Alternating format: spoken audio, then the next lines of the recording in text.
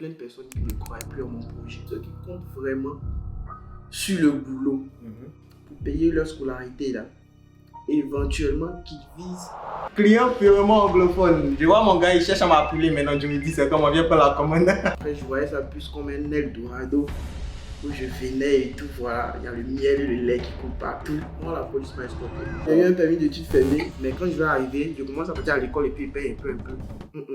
Toi, tu es arrivé là. Toi, tu as eu combien de bouts? Ah!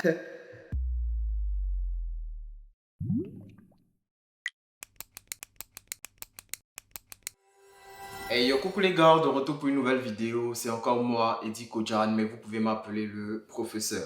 Alors aujourd'hui là, je vais sortir un peu de ma zone de confort. On va pas parler procédure, on va plutôt faire une sorte de podcast en fait. Voilà, donc là j'ai un invité qui va se présenter dans pas longtemps. Mais déjà, dites-moi en commentaire si les podcasts c'est quelque chose qui vous intéresse. Si vous avez des questions à poser à mes futurs invités, n'hésitez pas à les mettre en commentaire. Et si vous voulez participer à mes podcasts, envoyez juste une demande de participation à l'adresse mail qui s'affiche là. Quand tout ça c'est dit, je vais laisser mon invité se présenter. Alors, salut les gars, moi c'est Omar Kiyao, voilà, je suis ivoirien et je suis au Canada ici depuis le mois de novembre. Voilà, je suis étudiant international. J'étudie en technique des systèmes d'informatique au collège Boréal à Sudbury en Ontario. C'est le collège numéro 1 de l'Ontario, s'il vous plaît. Petite publicité pour eux maintenant. J'ai fait les techniques des systèmes d'informatique à Sudbury au collège Boréal. Ouais, c'est un baoulé intelligent. Il ne se contente pas de manger juste sauce gombo, les trucs comme ça. Donc, pour commencer, dis-nous un peu comment tu imaginais le Canada, genre dans ta tête avant que tu arrives. Comment c'était le Canada? Est-ce que ça te semblait quelque chose d'impossible? C'était un rêve? Comment tu voyais le Canada avant ça? Oui, bon, avant ça, pour moi, c'était quelque chose d'impossible pour moi, personnellement. Voilà, pour ma situation et tout. Mais voilà, après, quand j'ai pu obtenir le visa, c'était devenu un rêve au fait qui se réalisait. Après, je voyais ça plus comme un Eldorado où je venais et tout, voilà. Il y a le miel et le lait qui coulent partout. Pas de problème. Genre ici, là, il y a abeilles qui se promènent, qui donnent miel à tout le monde. Voilà, mais c'est pas forcément la réalité d'ici. C'est pas impossible, mais c'est pas facile non plus. Ok, c'est pas impossible, mais c'est pas facile. Cette phrase-là, ça me plaît. Voilà. Maintenant, c'est pas facile d'ici. Et puis, c'est pas facile du pays, là. Tu préfères lequel qui n'est pas facile? Ah, les gars, c'est pas facile d'ici. C'est mieux. Hein. Parce qu'ici, au moins, l'argent, la fraîcheur qui te frappe un peu. Joe. Tu n'es pas en galère et puis le soleil te frappe pour mettre dessus. Ouais. Au moins, même si ici tu es en galère, au moins, genre, il y a la fraîcheur un peu. Quand même, voilà. Tu souffres pas deux fois. Vous voyez. Voilà. Maintenant, dis-nous un peu. Ton visa, lorsque tu l'as eu, comment est-ce que tu t'es senti? Parce que il y a certains sûrement qui savent pas, qui essaient, ça marche pas et tout, qui connaissent pas cette sensation-là. Si on pouvait décrire, comment toi tu allais décrire cette sensation-là quand tu as ton visa? C'était une libération. C'est comme si on m'avait coupé les cordes autour. En tout cas, lui, là, c'est une libération. Honnêtement, c'est pas une fin en soi. Avoir le visa, c'est pas une fin en soi. Mais pour moi, au fait, c'était un objectif atteint pour venir continuer mes études. Et c'est un projet que j'ai nourri depuis longtemps. Et toi-même, tu le sais. Donc, c'était vraiment une libération. Surtout qu'il y a plein de personnes qui ne croyaient plus en mon projet d'études. C'est ça. Et effectivement, lui, là, il a duré dans l'affaire de visa, là. Donc, si vous avez fait une fois, ça n'a pas marché. Vous avez fait 2 fois, ça n'a pas marché. Vous avez fait 3 fois, ça n'a pas marché. Et puis, vous êtes découragé.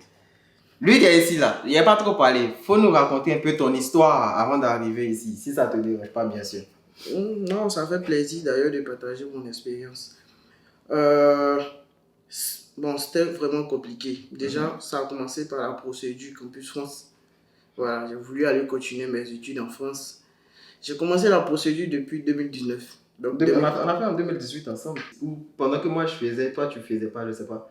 Non, on a fait ensemble. Par contre, c'était pour la rentrée de septembre 2019. Exactement. Voilà, ouais. Mais on a commencé en 2018. On a commencé en 2018. Voilà. Vous attendez, hein? Et puis tu disais, tu es arrivé au Canada en quelle année déjà? En 2023. En 2023.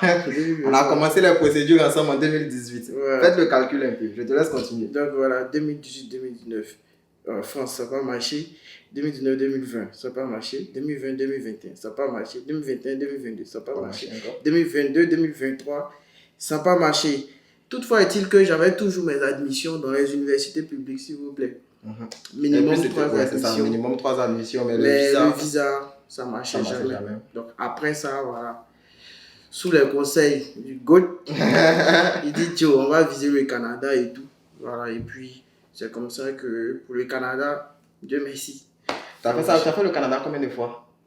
Le Canada, ça a été fait parce que j'avais déjà eu une admission. Ouais. Et voilà, on n'avait pas pu lancer à cause de certains paramètres et tout. Ouais. Voilà, donc après ça a été fait une seule fois. Une seule fois. Voilà, donc vous voyez, lui par exemple, il a fait sa demande de visa. On a fait ensemble, avant que moi je parte en France, 2018-2019. Ça n'a pas marché. Moi je suis parti. Quand je suis parti, il a réessayé. 2019-2020, ça n'a pas marché encore.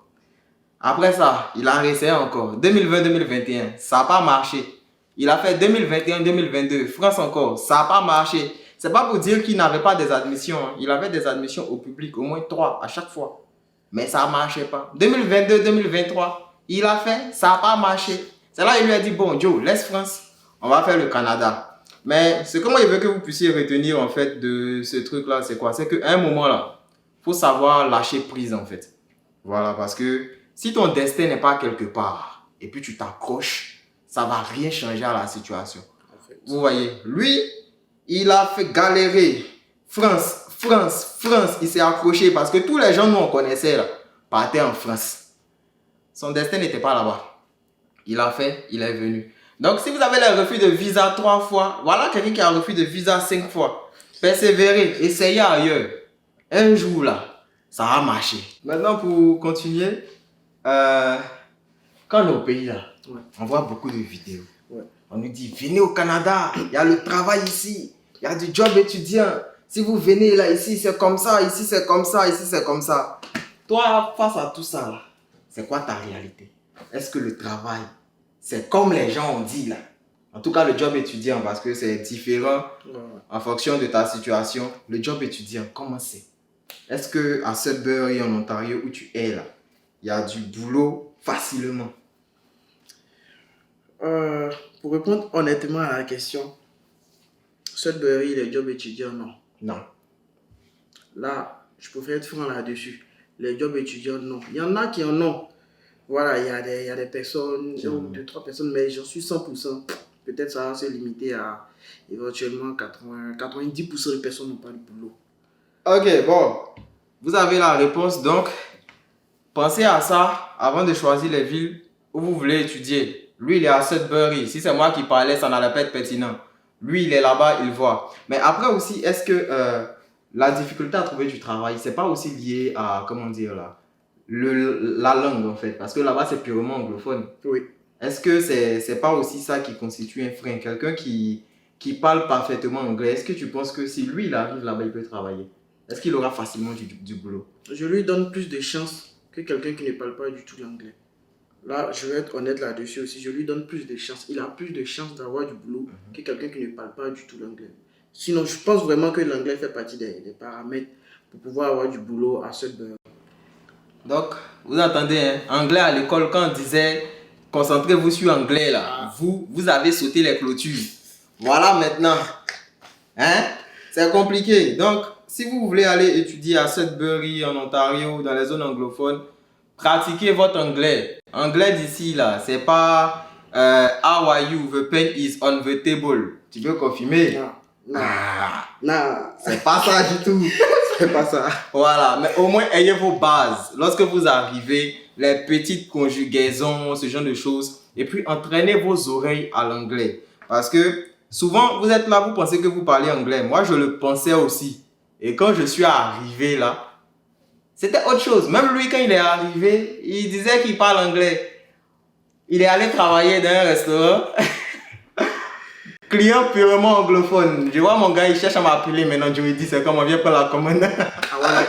I wanna butter. En tout cas, les gars, ça c'est quelque chose aussi que vous devez pratiquer. Maintenant, en dehors de ça, on sortit un peu du contexte. Mais souvent aussi, là, quand tu es en Afrique, on pense que ici, là, pour avoir femme, pour avoir go, c'est facile. Tu vois ça comment? Là-bas, là, on dit nos soeurs font malin que ici, là, c'est facile. Toi, tu es arrivé là. Toi, tu as eu combien de go? Ah, depuis que c'est arrivé, il n'y a pas encore eu go. Hein. Ça fait que mes constats sur papier maintenant. Il s'amuse. S'il a dit la vérité, là, toutes ces go vont le bras. Aïe. Je me concentre sur papier maintenant. Je me concentre sur papier. Non, franchement, ce qui a été dit, voilà, ou quand tu arrives, ah, les blanches, tout ça, vraiment, Joe, c'est pas comme ça. Hein. C'est pas comme ça, ça se passe. C'est pas comme ça. Hein. Ah, ici, là, même un simple bonjour, même un bonjour, en moyen d'envoyer convocation. Hein. Je sais pas, il y a toujours des méthodes, mais vraiment, nous, on n'a pas encore découvert le secret. Voilà. Il est humble. Il est humble. Mais pour ça, il faut parler un peu anglais au moins. Qu'est-ce que c'est derrière là? Faut parler un peu anglais. C'est que pour avoir go en Ontario, il faut être minimum bilingue. Donc si c'était dans vos projets, que vous ne parlez pas anglais, venez au Québec. Hein? Voilà. Maintenant, qu'est-ce qui, comment je vais le dire, quand tu es arrivé, c'est quoi les faits qui t'ont marqué en premier? Des choses que tu as trouvées peut-être différentes, des situations que tu as vécues, ou genre, ce qui était vraiment différent, qui était bizarre. C'est quoi les faits qui t'ont marqué quand tu es arrivé? En première position, déjà, il y avait l'accent. L'accent, au Québec, ils parlent le français, mais ils parlent du québécois. Ouais, c'est comme sûr que eux ça. le disent. Voilà, le premier jour où je suis arrivé, dites-vous que moi, je suis francophone. Il y a un Québécois qui est francophone. Et donc, nous deux, on parle le français, mais on avait besoin d'un interprétateur au milieu, d'un traducteur. Devinez qui était le traducteur? C'est moi. C'est-à-dire, eux, ils sont là, les deux parlent français. Lui, il parle français, le Québécois, il ne comprend rien. Et quand le Québécois, il parle, lui non plus, il ne comprend rien. Et puis, voilà, il vient de me rappeler. Ceux qui veulent venir, là, Ouais. par rapport au permis, là, si tu as un conseil à leur donner, là, ça va être lequel? Le permis de conduire. Le permis de conduire. Franchement, pour le permis de conduire, si vous êtes encore au pays, Côte d'Ivoire ou bien en tout cas dans un autre pays en Afrique, si vous venez au Québec, il n'y a pas de souci pour votre permis.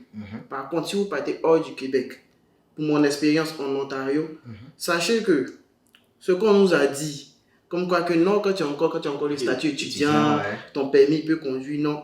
En Ontario, tu as 60 jours pour changer ton permis, pour prendre un permis ontarien.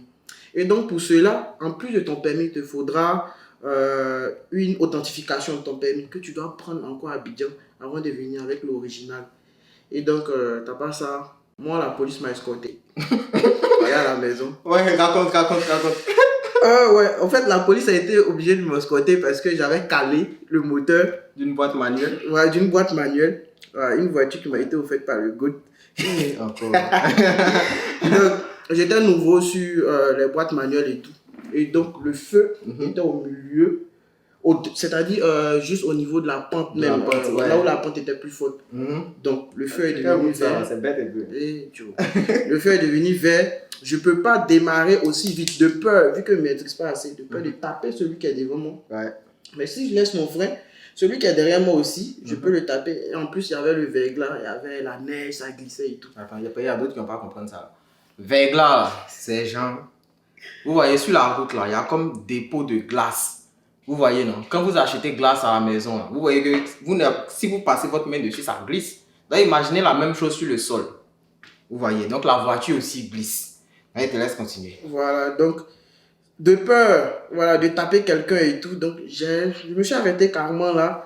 Les gars, il fallait voir la file derrière moi en train de klaxonner et tout. Automatiquement, je vois la police. La police qui vient comme ça.